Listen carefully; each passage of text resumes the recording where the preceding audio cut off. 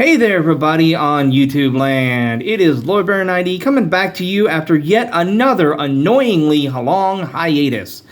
I'm in a brand new apartment and I finally have the space that I require to be able to start making videos again for you guys. And what better way for me to come back to YouTube than to start it off with the Walmart exclusive, the Transformers the Movie Autobot Hound.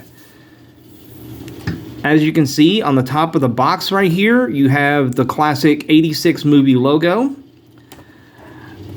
Some amazing artwork on the front of the box, and it extends over here to the side.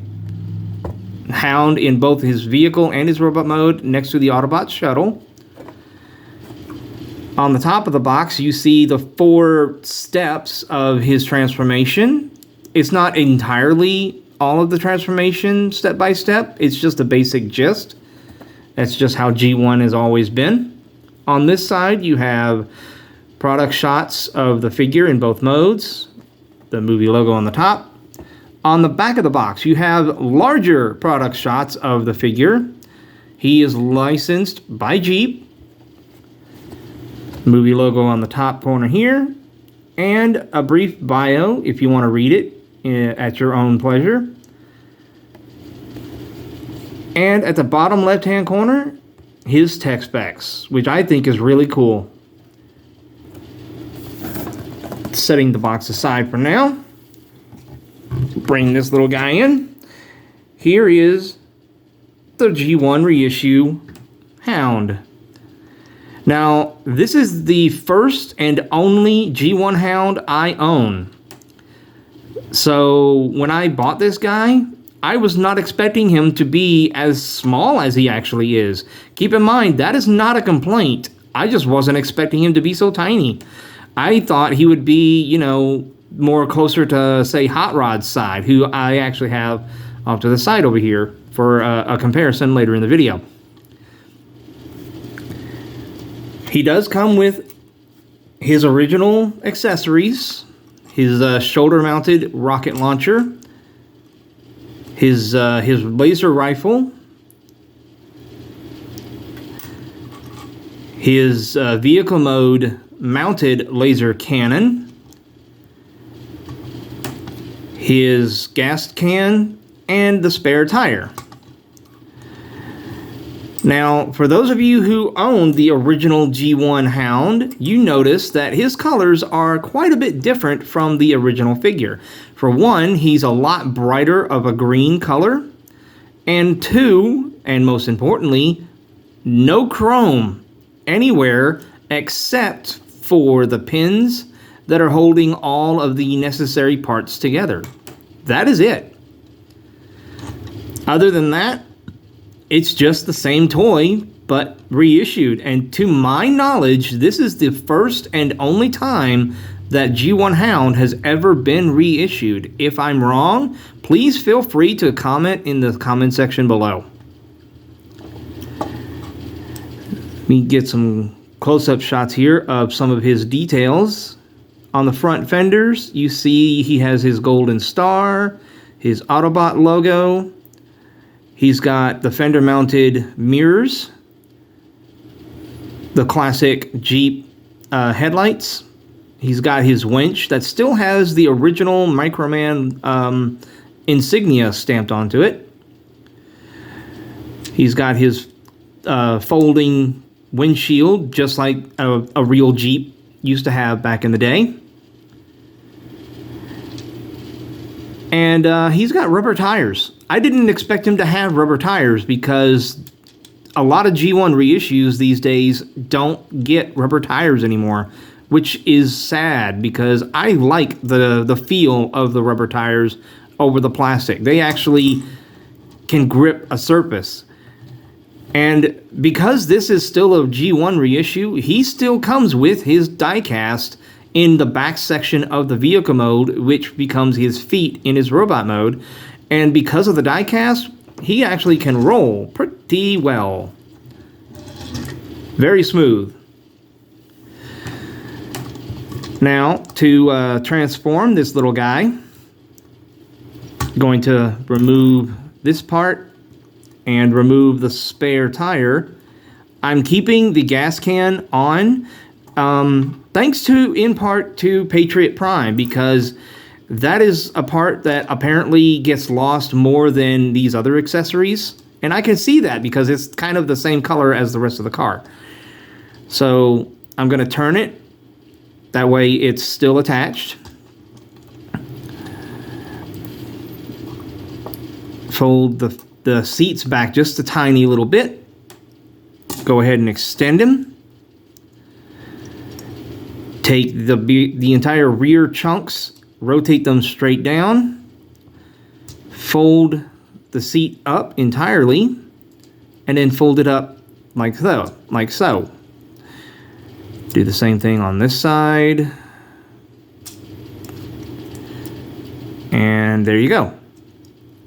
Take these side pieces here and rotate them down. Doesn't matter which direction you rotate them. I prefer to rotate them in the back, mainly because of this little step piece right here I use to act as a fulcrum. You want to make sure they're nice and straight. Next, this is probably my favorite part of the transformation. There's his head. When you fold this whole thing down, it automatically pushes out his head. So even back in G1, they had automorph, which I think is pretty cool. Take the folding windshield, fold it all the way to the back, where it's flush against his back. And then another really cool feature, again, very, very much like automorph, you take the front tire, bring it down, and as you bring it down, it gets to a certain point where it'll catch, and it'll push the arm out where you can bring it down. Again, that is really cool. Let me set them down on the actual table. See there? It slid out on its little track, and there you go.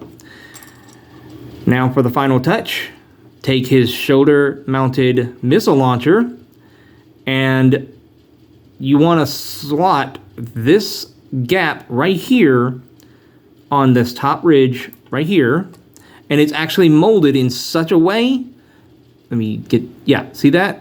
It's molded in a very specific way, so it'll only go on this side because of the way the hood of the Jeep is designed. He cannot wear it on the other side. It has to go here. So just slide that on right there. And then finally, give him his rifle. I like to add it into his hand at an angle. If I can actually get it in there. There we go. And then just slide it right across. And there you have G1 Hound in his robot mode. And like I said, he is a lot smaller than I initially expected that he was going to be. But he is a really, really nice little figure. Let me try to bring the camera down a little bit, as low as I can get. Like I said, he is a really, really cool looking figure. He's a lot smaller than I initially expected. He's probably, I want to say, about 4 inches in height, not counting the missile launcher. Like, I'm talking like from the head down. But yeah, to emphasize what I said earlier, when I said I was expecting him to be closer to Hot Rod's size, there's G1 Hot Rod. I'm pretty sure Hound is supposed to be, you know, about this height, if not just a smidge taller. But I've never seen them interact together in any of the G1 cartoons, so I don't know. But yeah. For a more appropriate size comparison, here's my G1 Warpath. They're pretty similar in height. I mean, obviously Warpath is a legitimate mini-bot, and Hound is not.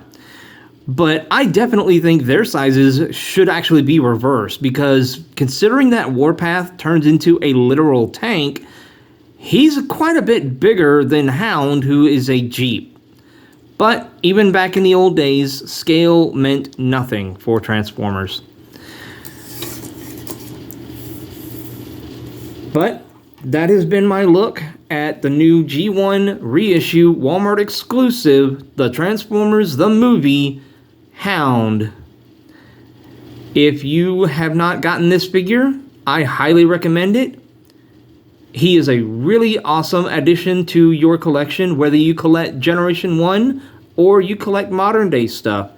Please add this little guy to your collection. You will not regret it. So guys, this has been Lord Bear 90, and I'm going to sign off, but before I do, I just have one last thing I want to say. If you are not true to yourself, you are not true to the world. Lord Bear 90, signing off for now.